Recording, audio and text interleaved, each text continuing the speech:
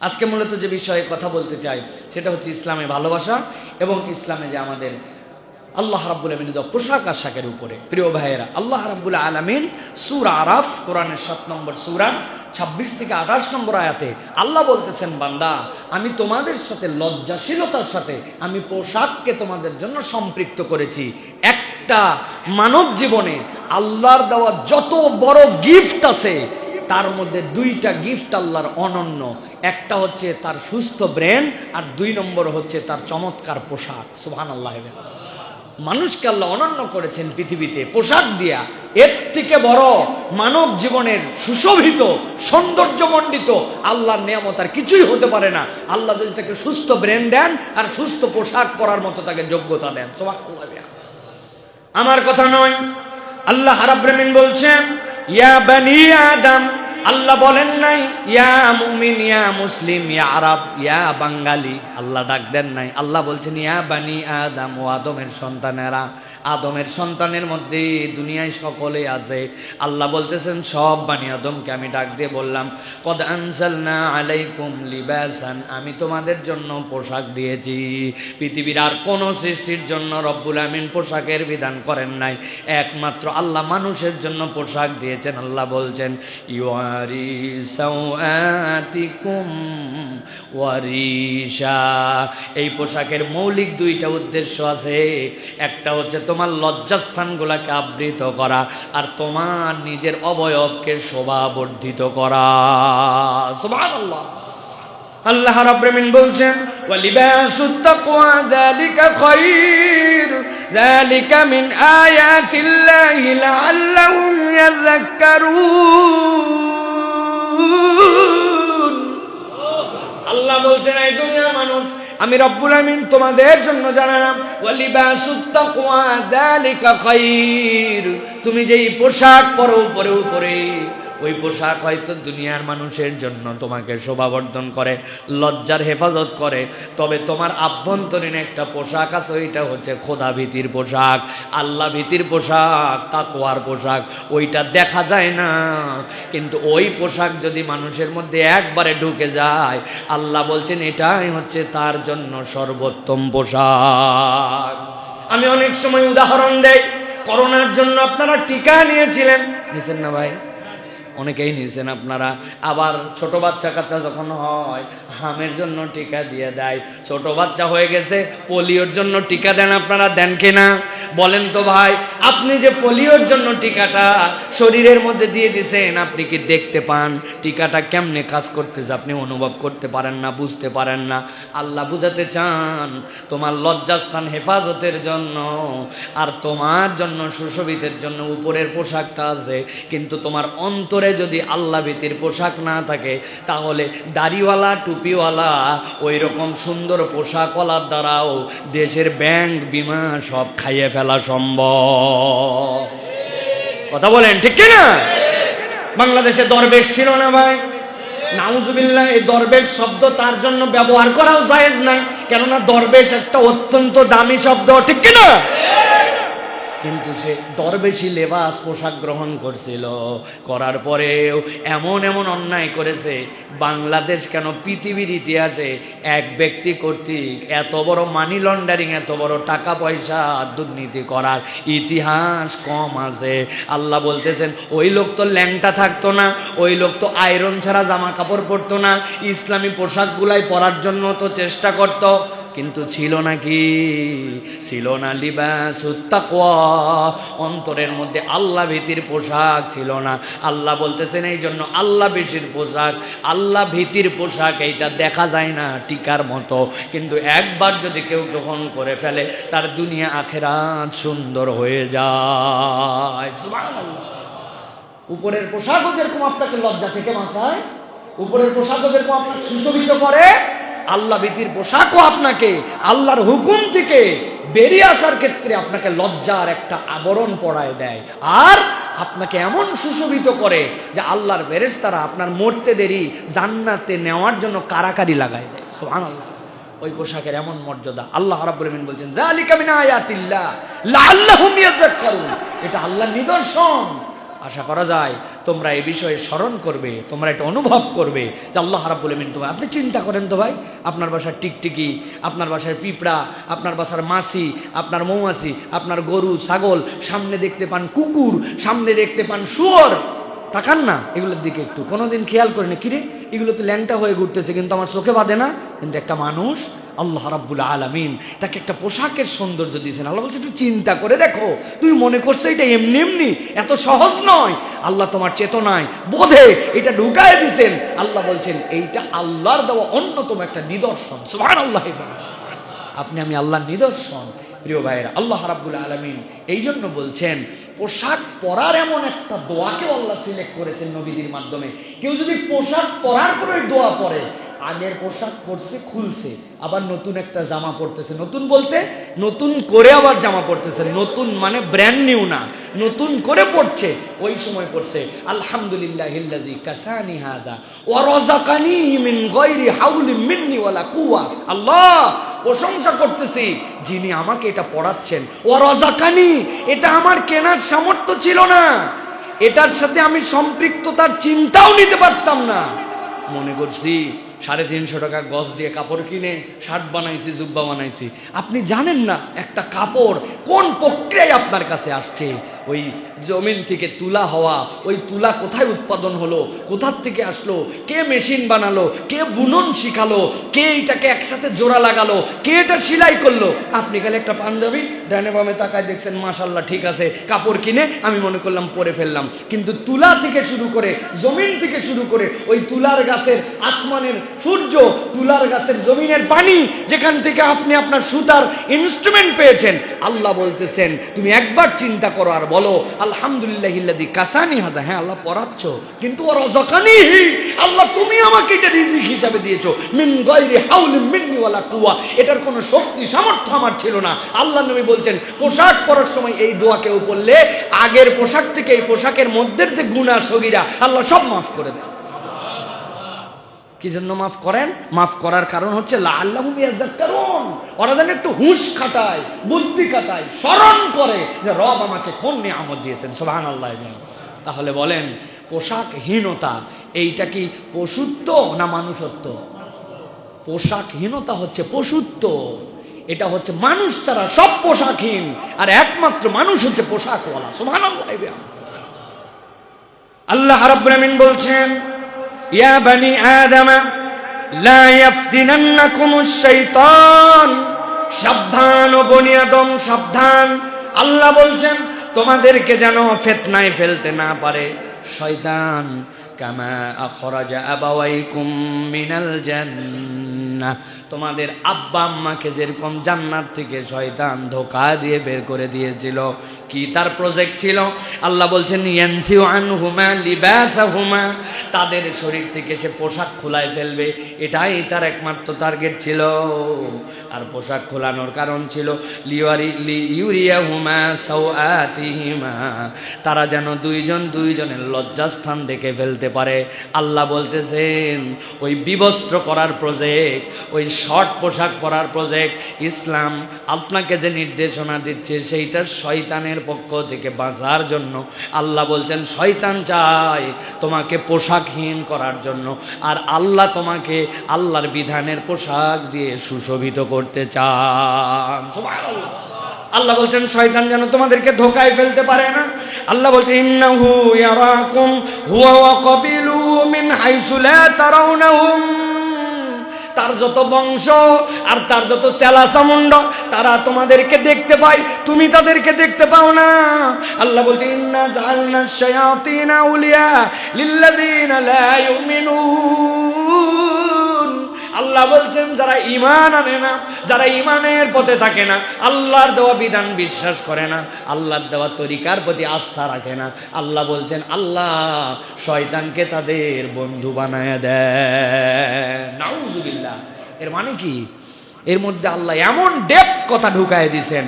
আজকের পৃথিবী যে অসভ্যতা, যে পোশাকহীনতা, যে নির্লজ্জতা, এইগুলা কারা করে? আল্লাহ রাব্বুল আমিন বলছেন এরা তারাই করে যারা ঈমান আনে না, ইসলামে বিশ্বাস করে না। ইসলামে কথাটা আপনি লোড বুঝতে পারেন নাই। আপনার মধ্যে যদি লজ্জাহীনতা থাকে, পোশাকে যদি ইসলামের বিধানের ব্যাপারে আপনার আপত্তি থাকে, অথবা কোনো কালচারের প্রতি আপনার যদি পোশাকের ক্ষেত্রে ভালোবাসা থাকে যেটা আল্লাহ রসুল অ্যালাউ করে না, আল্লাহ বলতেছেন এদের ঈমান নাই। বুঝছেন এই কথার মানে? আল্লাহর ভাষায় তাদের ঈমান নাই। কারণ আল্লাহ বলতেছেন ইন্না জাআলনা শায়াতিন আউলিয়া লিল্লাযিনা লা ইউমিনুন। এখন আপনি আল্লাহর প্রতি বিশ্বাস রাখেন, বলছেন আমি আল্লাহকে বিশ্বাস করি, তাহলে আল্লাহকে বিশ্বাস করলে আল্লাহর দেওয়া পোশাকের নীতিমালা আপনাকে বিশ্বাস করতে হবে। কথা ঠিক কিনা? এখন আল্লাহর কথা আপনি যদি বিশ্বাস না করেন তাহলে আপনার তো মিলল না। কতবার আপনাদেরকে আমি বলছি না, এমন কোন আলোচনা নাই যে আলোচনায় বলি না। আমরা বলি আমানতু বিল্লাহি ওয়া মালাইকাতিহি ওয়া কুতুবিহি, বলেন না আপনারা? মানে কি? আশহাদু আল্লা ইলাহা ইল্লাল্লাহ আর আমানতু বিল্লাহ, এটার পার্থক্যটা আলেম ওলামার কাছে যাই বুঝে নেবেন। আশহাদু মানে সাক্ষ্য দেই, আর আমানতু বি মানে আমি মেনে নিলাম। এখানে আমার কোনো এক্সকিউজ নাই, বুঝলাম কি বুঝলাম না, এ বিষয়ে আমার কিছু বক্তব্য আছে কি নাই। নো, আমানতু বিল্লাহি ওয়া মালাইকাতিহি ওয়া কুতুবিহি ওয়া রুসুলিহি, রাসূল জানছেন, কিতাবে যা আসছে সব বিশ্বাস করি, এর নাম ঈমান। বাঁচবেন কেমনে? এখন আমরা তো সবসময় এরকম বলি না, আমরা তো কৌশলে আমার যতটুক পছন্দ হয় ততটুক মানি, যতটুক পছন্দ হয় ততটুক মানি না। আমি বলছি না আপনাদেরকে বাঁচার বুদ্ধি তো বলে দিছি, কিন্তু ওই বুদ্ধি আমি ফিরি দেই না। ওই বুদ্ধির জন্য অন্তত 50 টাকা করে দেওয়া লাগে, এটা সব জায়গায় নিয়ম। আপনারা দিবেন তো নাকি? ইনশাল্লাহ বলতেছেন, আন্দাজে যাওয়ার সময় বলবেন হুজুর খুচরা টাকা নেই, হ্যাঁ মসজিদে দান করে দিছি, এই জন্য। এটা আমি সব জায়গায় বলি, মজার জন্য বলি, কিন্তু দেমাগে ঢোকানোর জন্য বলি। এক কথা এতবার কেন বলি? এটা একটা কালচার, এই কালচারটা বের করার জন্য আমি বুদ্ধি শিখাইছি। আপনারা বুদ্ধি এখন থেকে বলে নেবেন যে ভাই আমরা মসজিদুল জুমা কমপ্লেক্সে নামাজ পড়ার জন্য আসছিলাম, তখন আমরা ওখানে বলছি আমানতু বিল্লাহি ওয়া মালাইকাতিহি ওয়া কিছু কুতুবিহি, অথবা বলবেন আমানতু বিল্লাহি ওয়া মালাইকাতিহি ওয়া যদ্দুর বুঝি তদ্দুর কুতুবিহি। যাওয়ার পরে কবরে যখন জিজ্ঞাসা করছে আপনাকে 1 নম্বর যে আল্লাহ তোমার রবকে, তোমার দিন কি, আর তোমার নবীকে। দিন মানে কি? তোমার complete code of human life, তোমার পুরো জীবন আচরণ কি। আপনি তো মানেন নাই। আপনি মানছেন, আল্লাহ মানছেন, কিন্তু পোশাক মানেন নাই। আপনি আপনার মেয়ের জন্য মনে করছেন না না না না, মেয়ে আমার আপডেট হয়েছে, সমস্যা কোথায়? মুখের মধ্যে একটু কাপড় মেশায়া, এদিকে শার্ট এদিকে প্যান্ট জিন্স পড়তেই পারে, এটা আধুনিক একটা আপডেট। ইসলাম কি মানতেছে না? আপনি আল্লাহর হুকুমে মানেন নাই। আপনাকে ওই জায়গায় ধরছে বাম্বু দেওয়ার জন্য, তখন আপনি বলছেন আমি আগেই বলে আসছিলাম আমানতু বিল্লাহি ওয়া মালাইকাতিহি ওয়া যদ্দুর বুঝি তদ্দুর কুতুবিহি। আমাকে মারা যাবে না, বাটাম একটাও মাটিতে পড়বে না, বাটাম ডবল হবে। ভণ্ডামোর নাম ইসলাম না, আল্লাহর কাছে আত্মসমর্পণ করার নাম ইসলাম। এটা মনে রেখেন। আপনার ইচ্ছায় ইসলাম চলবে না, ইসলামের ইচ্ছায় আপনি চলতে পারলে আপনি মুসলমান, ঠিক কিনা? আপনি আপনার ইচ্ছায় ইসলাম চালাচ্ছেন, আপনার ইচ্ছায় ইসলাম চলবে না। আল্লাহর বিধানের কাছে সমর্পণ করার নাম মুমিন, আল্লাহর বিধানের কাছে সারেন্ডার করার নাম হচ্ছে মুসলিম, নচেত আপনি মুসলমান হতে পারেন না। এটা আপনি ঠিক বললেও ঠিক, না বললেও ঠিক। আপনার আমার ঠিক বলা না বলাতে কোরআনের কিচ্ছু যায় আসে না। এই কোরআন সত্য, ইন্নাদ দীনা ইনদাল্লাহিল ইসলাম, আল ইয়াউমা আকমালতু লাকুম দীনাকুম। আল্লাহ বলে দিয়েছেন তুমি কে, হু আর ইউ, তুমি কে? আমি রব, আমি পছন্দ করেছি ইসলাম। This is rules of Islam, you have to follow that. তোমার কথা ইসলাম চলবে না, তোমার যুক্তিতে ইসলাম চলবে না, তোমার মন্তব্যতে ইসলাম চলবে না। পারলে মানো, না পারলে আসো, কিয়ামতের দিন আসো, তারপরে দেখা হবে, খেলা হবে। খেলা হবে না? খেলা হবে। কি বলেন আপনি? এখনো খেলাই হয়নি, এগুলো সব রিহার্সাল হচ্ছে, এই জায়গায় সব ওয়ার্ম আপ ম্যাচ হচ্ছে। আসল খেলা হবে ওই দিন, ইয়াউমুল হাসরা, আফসোসের দিন, যেদিন ওই দিন যাওয়ার পর কতগুলো প্লেয়ার দাঁড়াতেই পারবে না, ও আগেই ডিসকোয়ালিফাই। কি এর প্লেয়ার? আন্দাজে ফিটনেস নাই, কিচ্ছু নাই, আন্দাজে এক ধাপ দৌড়াতে পারে না, উনি নিজে প্লেয়ার ঘোষণা দিচ্ছে। আল্লাহ বলছেন এগুলো ফিটনেসহীন, এগুলো ডিসকোয়ালিফাই। কারা ডিসকোয়ালিফাই? যারা আল্লাহর বিধানে ঈমান আনবেন, ওরা ডিসকোয়ালিফাই। আল্লাহ আমাদেরকে বোঝার তৌফিক দান করেন। প্রিয় ভাইয়েরা, ইসলাম আমাদের জন্য নির্দেশনা দিচ্ছে। আল্লাহ রাব্বুল আলামিন বলছেন যে কারা অশ্লীলতা করতে চায় আল্লাহর বিধান থেকে, কারা বেরিয়ে যেতে চায়, কারা অশ্লীল হতে চায়, অশ্লীলতার প্রসার কারা করতে চায়, ওরা কারা? আছে না ভাই? ওরা কারা? এই যে ওরা হচ্ছে তারা। দেখেন আল্লাহ রাব্বুল আলামিন বলছেন, আল্লাহ বলছেন وَإِذَا فَعَلُوا فَاحِشَةً قَالُوا وَجَدْنَا عَلَيْهَا آبَاءَنَا যখনই তারা কোনো অন্যায় করে, ফাহেশা করে, নির্লজ্জ কাজ করে, সাথে সাথে তারা বলে ওয়াজাদনা আলাইহা আবাআনা, আমরা আমাদের আব্বাদেরকে তো এর উপরে পেয়েছি। আল্লাহ রাব্বুল আলামিন বলছেন আল্লাহু, আর তারা বলে আল্লাহ রাব্বুল আলামিন আমারনা বিহা, আল্লাহ আমাদেরকে এই কাজ করার জন্য নির্দেশ দিয়েছেন। নাউযুবিল্লাহ। এই আয়াতে কারিমা মূলত ওই সকল মুশরিকদের জন্য এসেছিল যারা নিজেরা যুক্তি বের করছিল, এই তোর পোশাক কি সম্পূর্ণ হালাল? সন্দেহের মধ্যে পড়ে গেছে, না না, আমি এটা তো জোর চুরি করেও কিনতে পারি, ডাকাতি করেও কিনতে পারি, 2 নম্বর কামাইও আছে। তোর জুতা জামা না হয় হালাল, জুতা যেটা পড়ছিস ওইটা কি? বলছে এইটা 2 নম্বর। বলছে তোর মাথার মধ্যে যে বড় পাগড়ি, বলছে জামা হালাল, জুতা হালাল, কিন্তু পাগড়িটা কি ডাকাতি করে আনা কিনা? এই জন্য ওরা বিধান বানালো, আমরা আল্লাহর ঘরের পাশ দিয়ে যেহেতু ঘুরবো, এখন আমার কত হালাল কত হারাম এইটা নিয়ে তো ঘোরা যায় না, সবগুলা কাপড় চুপুর কোনার মধ্যে জোড়া দিয়া রেখে দিয়া জমা করে ল্যাংটা হয়ে হয়ে আল্লাহর ঘর তাওয়াফ করে। নাউযুবিল্লাহ।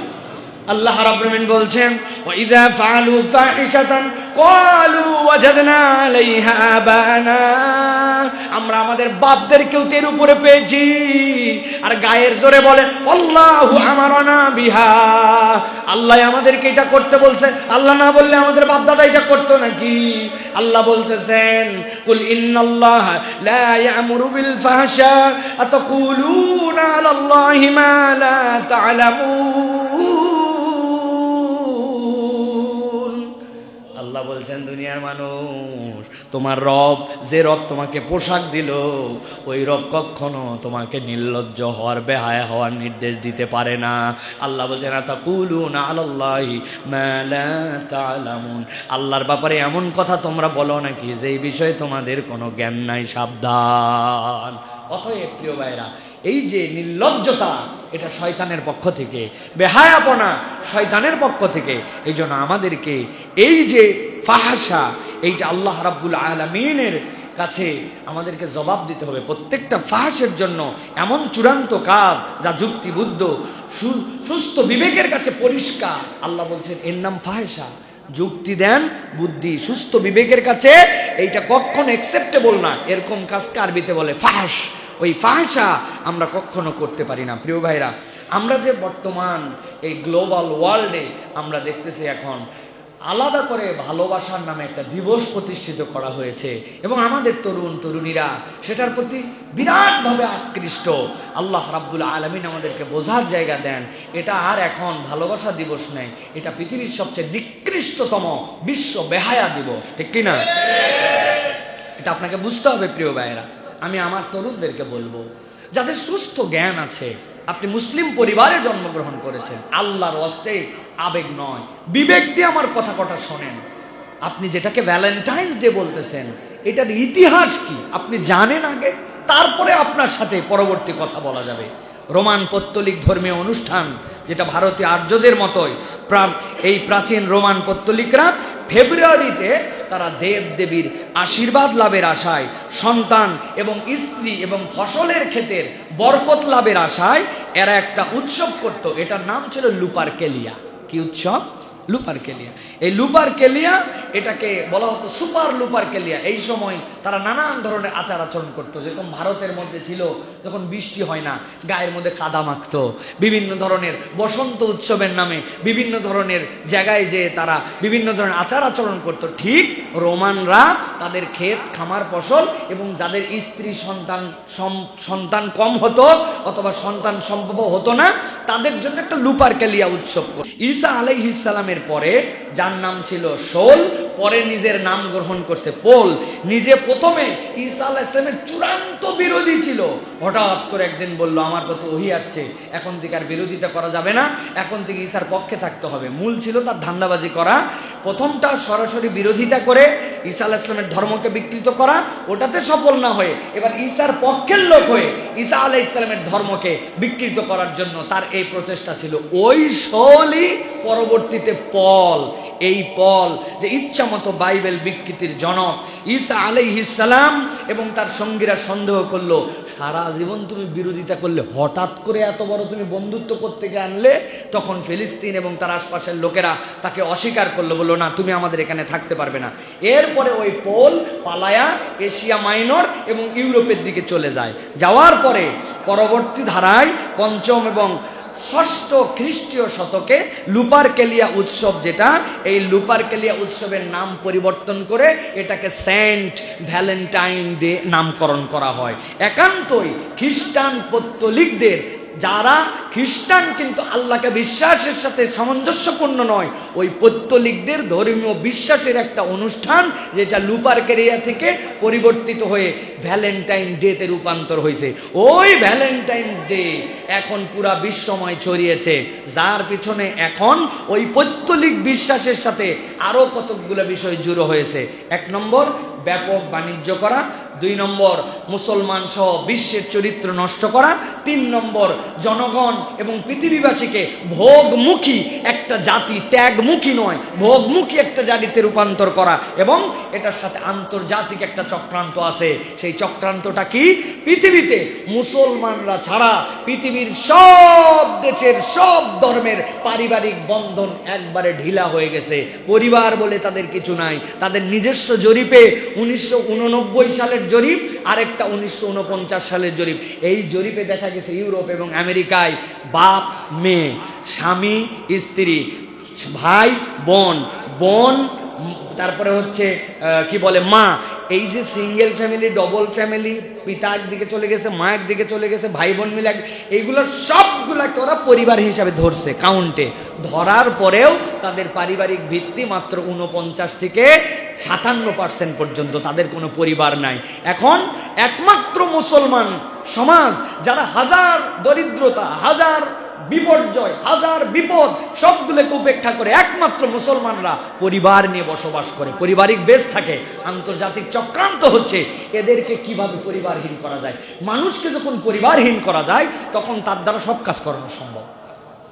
সামাজিকতা যখন বিবর্তিত হয়ে যায় সব কাজ করা সম্ভব। এই আন্তর্জাতিক ষড়যন্ত্রে পরবর্তীতে এই যে আমাদের মধ্যে এই সকল কার্যক্রম ঢুকানো হয়েছে, যেটাকে আপনি মনে করতেছেন বিশ্ব ভালোবাসা দিবস, বিশ্বাস করেন, আপনি গুগল করেন, আপনি ইতিহাস সার্চ করেন, আপনি হয়তো বলতে পারেন যে আমি তো ওই উদ্দেশ্যে করি না। আপনি কোন উদ্দেশ্য করেন? ওটার প্রতিষ্ঠাতাকে, ইসলাম তো আপনাকে ওটা দেয় নাই। আপনি তো মুমিন হিসাবে স্বীকার করেছেন যে আল্লাহর বিধানের প্রতি আপনি সমর্পিত হবেন। তাহলে আপনি বলতেছেন আপনি ওই বিশ্বাসে করেন না, কিন্তু তার কাজ আপনি কেন করেন?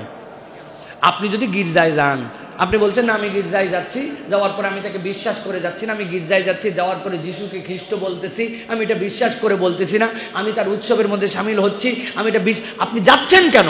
কালচার তো তার, অনুষ্ঠান তো তার, উৎপত্তি তো তারা করেছে। তাহলে আপনি একজন মুসলমান হিসেবে সাথে বেসিক্যালি ইমানের দাবিতে সম্পৃক্ত হতে পারেন না। এটা হচ্ছে একটা দিক। আর দ্বিতীয় দিক হচ্ছে এটাকে এখন যেভাবে যে বেহায়াপনার দিকে নিয়ে যাওয়া হয়েছে, এটা এখন কেবলমাত্র নিষিদ্ধই নয়, এটা সারা বিশ্বব্যাপী এটা এখন হচ্ছে একটা এমন একটা বিষয় দাঁড়াইছে যে বিশ্বকে বিবাহ বহির্ভূত অবাধ যৌনাচারের দিকে নিয়ে যাওয়ার জন্য এটা হচ্ছে এখন হিডেন মিশন। আপনি বিবাহর সাথে যে ভালোবাসা, যে সম্পর্ক, যে পারিবারিক ভিত্তি, এটা নষ্ট করবেন আপনি কি দিয়ে? কোনো কিছুতে নষ্ট করা সম্ভব নয়। একমাত্র সম্ভব বিবাহ পূর্ববর্তী এইটাকে ভালোবাসার নাম দিয়ে এইটাকে জেনা ব্যভিচারের সমাজকে সয়লাভ করে দেওয়া।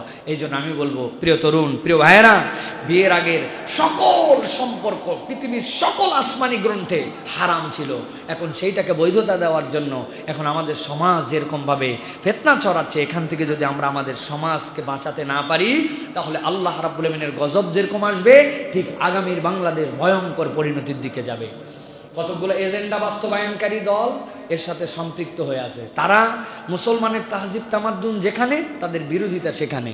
ইসলামপন্থীরা যা বলবে ওদের তার উল্টা বলা লাগবে, এটা হচ্ছে তাদের মিশন হয়ে দাঁড়িয়েছে। আমরা তাদেরকে সতর্ক করতে চাই, বারবার আপনাদেরকে সতর্ক করা হয়েছে। আপনারা কাছে আসার গল্প নাম দিয়া নানান ধরনের প্রজেক্ট বের করে আপনারা যেভাবে অসভ্যতা মুসলমানদের পরিবারের মধ্যে ছড়াচ্ছেন, আপনারা যদি এখান থেকে নিজেদেরকে সরিয়ে না নেন, আপনাদের শুভবুদ্ধির উদয় না হয়, তাহলে আমরা সর্বাত্মক গণমুখী তাদেরকে আমরা বয়কটের ডাক দিতে বাধ্য হব, ঠিক কিনা?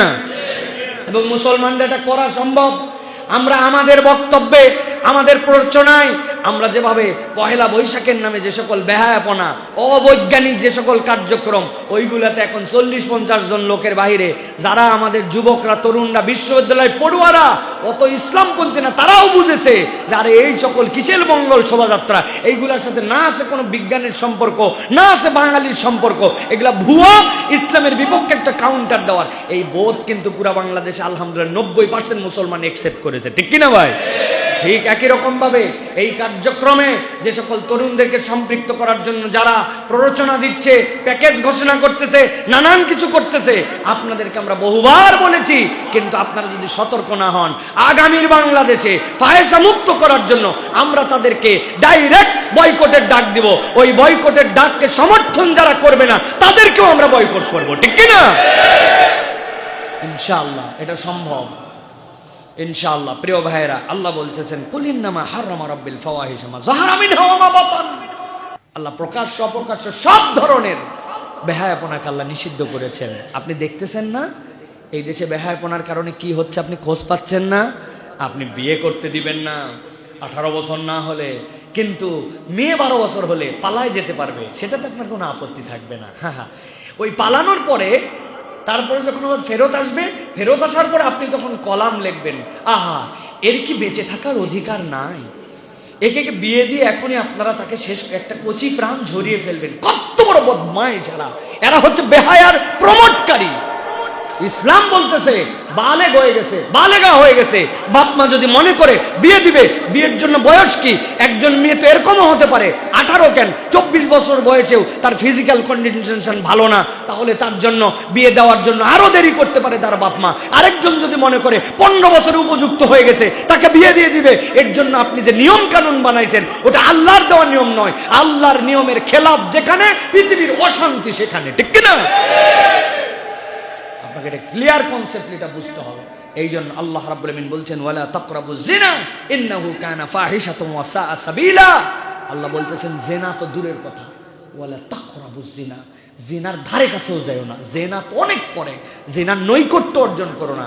এই যে বিবাহ বহির্ভূত আমাদের যে কালচার দাঁড়াইছে, আমাদের যে ফ্যাশন দাঁড়িয়ে গেছে আমাদের জন্য, বিয়ের আগে তাদের সাথে অবাধ মেলামেশা, এটা আপনার আমার পরিবার থেকে যদি আমরা এটার বিপক্ষে স্টেপ না নেই, তাহলে এটার জন্য কান্ট্রি কখনো আইন বানাতে পারবে না। পরিবারগুলোতে আপনার মেয়ে আমার মেয়ে, আপনার বোন আমার বোন, আপনার ভাতিজি আমার ভাতিজি, আপনার ভাগ্নি আমার ভাগ্নি, আপনার ভাগনা আমার ভাগনা, আপনার ছেলে আমার ছেলে, আপনার পরিবার আমার পরিবার, এই যে পারিবারিক বন্ধন, এই বন্ধনে ইসলাম আমাদেরকে দায়িত্ব দিয়েছে। আমরা যদি দায়িত্ব এড়াই তাহলে আগামীর বাংলাদেশ এত বড় বিপর্যয়ের দিকে যাবে যেটা আমরা কল্পনা করতে পারবো না। আমরা অর্থনৈতিক বিপর্যয়ের কথা বলি, ওটা কাটায় ওঠা সম্ভব।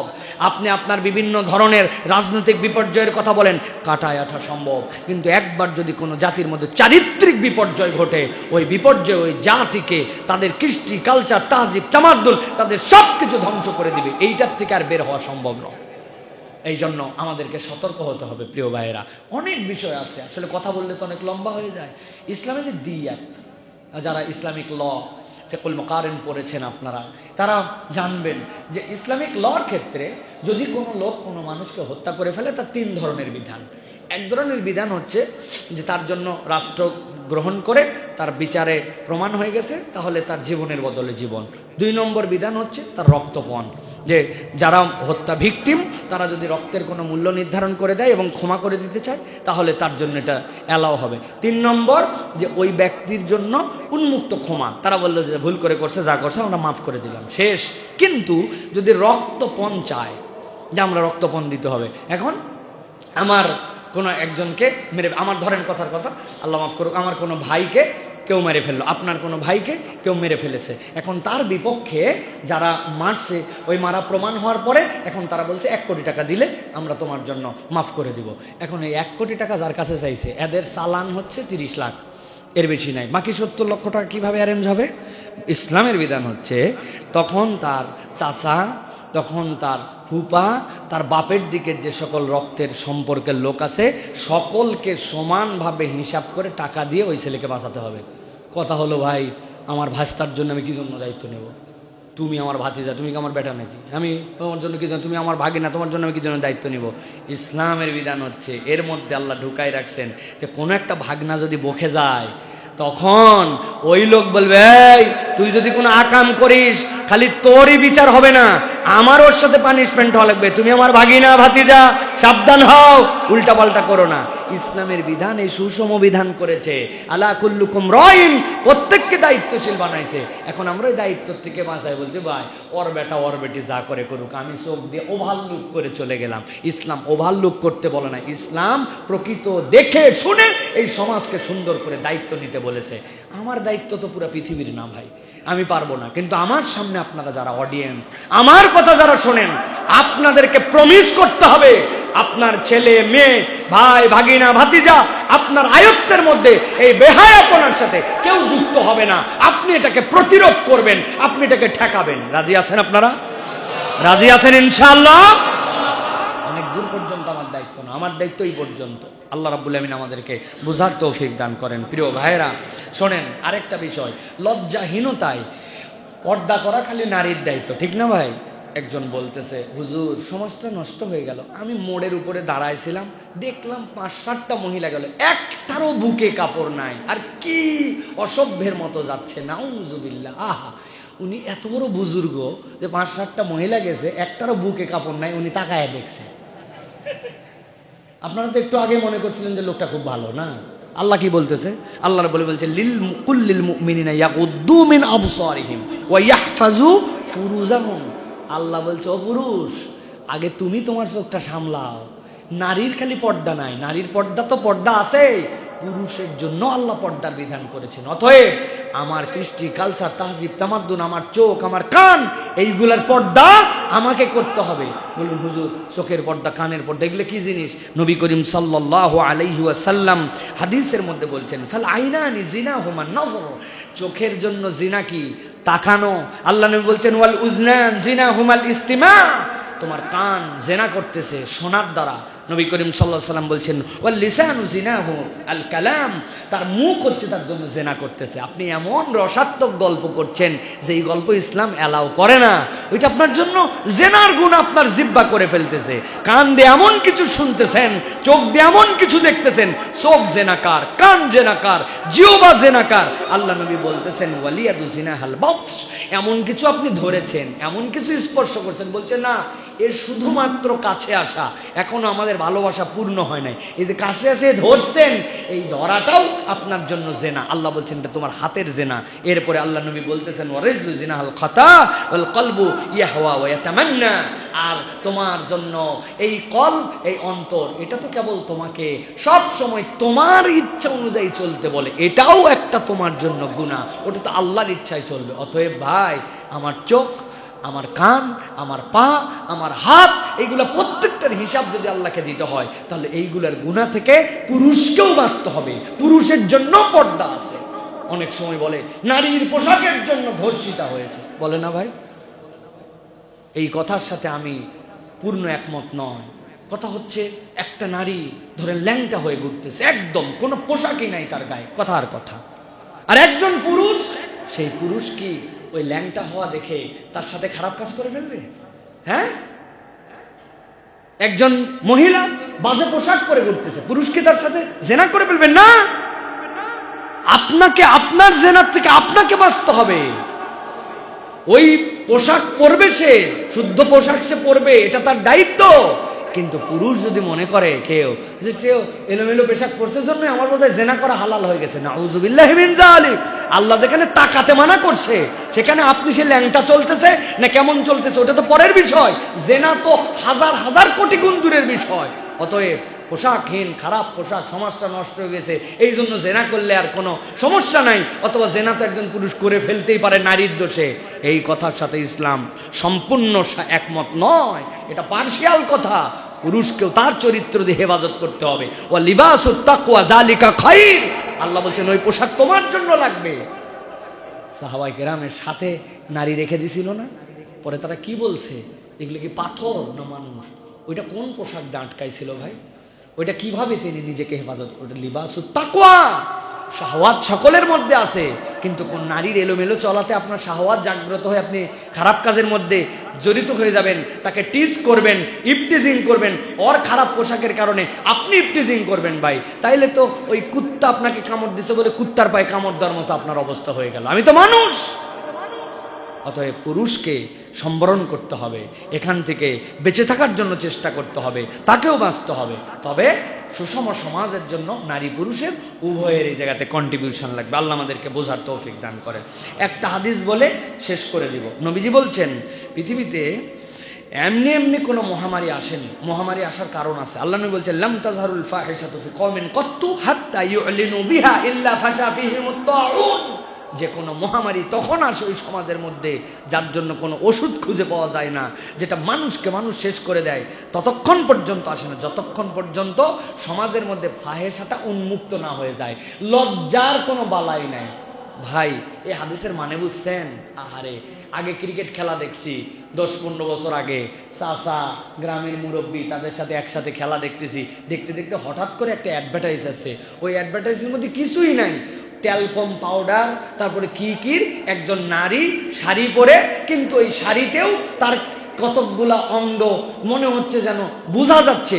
ওইটা দেখে চাচার সাথে দেখা যায় না, তখন ভিন্ন কারণে মুখ নামায় নিয়ে অন্য কথা বলা লাগে কৌশলে। উনিও বুঝতেছে তারা দুইজন চাচা ভাস্তা, গ্রাম পাড়া সম্পর্কে, বড় ভাই ছোট ভাই দেখতে পারে না ওই দৃশ্য।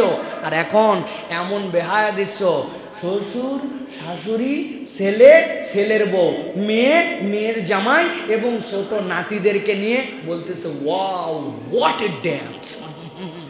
বাপরে, দাদা জিজ্ঞাসা করতেছে, নানু ডু ইউ এনজয়? বলছে yes yes yes, very beautiful. ওরে বাপরে বাপ। তাহলে আমাদের মধ্যে থেকে লজ্জাহীনতা কোথায় চলে গেছে? কি ভাই, কোন জায়গায় নেমে চলে গেছে আমাদের লজ্জাহীন? আল্লাহ নবী বলতেছেন, হাত্তা ইউলিনু বিহা ইল্লা ফাশা ফীহিমুত তাউন ওয়াল আউজা আল্লাতী লাম তাকুন মাদাত ফি আসলাফিহিম আল্লাযীনা মাদাউ। তাদের অতীতের কোন জাতির মধ্যে এই রকম কোন মহামারী আসে নাই, যেই মহামারী আল্লাহ তোমাদের মধ্যে লজ্জাহীনতার কারণে ঢুকায় দিবে। নাউযুবিল্লাহি মিন যালিক। একটা ধাক্কা খাইছি না আমরা, করোনার ধাক্কা খাইছি না? আল্লাহ রাব্বুল আলামিন এরকম ধাক্কা দিতে পারেন কিনা একবার চিন্তা করেন, যে এমন ধাক্কা যে খানায় কাবার পাশে তওয়াফ করার লোক নাই। ধাক্কা মানে কি? আপনি শুধু এইটুকু বুঝেন, বাকিগুলো বলেন, খানায় কাবারটা বলেন না কেন? অমুক হয়ে গেছে, তমুক হয়েছে, আমেরিকা অচল হয়ে গেছে, ব্যবসা বন্ধ হয়ে গেছে, কাবার পাশে তওয়াফ করা বন্ধ হয়ে গেছে। আপনি আছেন কোথায়? শাস্তি কাকে বলে? ফেরেশতারা তওয়াফ করছে, জিনেরা তওয়াফ করছে, তওয়াফ বন্ধ হয় নাই, কিন্তু কোনো মানুষের তকদিরে ওখানে যাওয়ার মতো সুযোগ হয় নাই, বন্ধ হয়ে গেছিল। আল্লাহ এর চেয়ে বড় শাস্তি কি দিয়েছেন আপনার আমার জন্য? অতএব প্রিয় ভাইরা, এখান থেকে আমাদেরকে বাঁচতে হবে। আল্লাহ বলছেন, ইন্নাল্লাযীনা ইউহিব্বুনা আন তাশিআল ফাহিশাতু ফিল্লাযীনা আমানু লাহুম আযাবুন আলীমুন ফিদ দুনিয়া ওয়াল আখিরাহ। আল্লাহ বলতেছেন, যারা মুসলমানদের মধ্যে এরকম বেহায়াপনা ছড়াই দিতে চায়, আমি আল্লাহ বললাম দুনিয়া আখিরাতে তাদেরকে লাঞ্ছিত করে আযাব দিয়ে আমি রব্বুল আমিন তাদেরকে দেখাই দেব। প্রিয় ভাইরা, অতএব আপনার আমার জীবনে এই যে অভাব, এই যে আমাদের জন্য বরকতহীনতা, এই যে আমাদের জন্য কি জানি চাই, চাওয়া মেলে না, সব পাওয়ার পরে আমার অন্তর ভরে না, এই যে আল্লাহ রাব্বুল আলামিন আমাদের মধ্যে যে শাস্তি দিয়েছেন, এই যে আমাদের জন্য ফ্রাস্ট্রেশন, হতাশা, এই যে আমাদের জন্য ডিপ্রেশন, এগুলো কিসের থেকে আসছে? হিসাব করে দেখেন, পরিবারগুলো লজ্জাহীন হয়ে গেছে, বেহায়া পরিবার হয়ে গেছে। ছোট্ট ছোট্ট বাচ্চাদের মধ্যে মেয়েদেরকে ছেলেদের পোশাক পরায় ঘুরাচ্ছে, এমন আপডেট বানায় দিছে, পিচ্ছি পিচ্ছি মেয়ে, পিচ্ছি পিচ্ছি ছেলে, তাদের মধ্যে কোনো শালীনতার বোধ নাই, কেমন জানি আপডেটেড জেনারেশন বানায় ফেলছে। লজ্জাহীন হওয়ার কারণে পরিবারগুলো আমাদের আযাবে গজবে ভরে যাচ্ছে। কথা বলেন। আল্লাহ আমাদেরকে বোঝার তৌফিক দান করুক, আল্লাহ আমাদের এখান থেকে বাঁচার জন্য তৌফিক দান করুক। প্রিয় ভাইয়েরা, আসুন আমরা পরিবার থেকে হেফাজত করি, আমরা আমাদের পরিবারকে দায়িত্ব নিয়ে এখান থেকে আমরা বাঁচার জন্য চেষ্টা করি।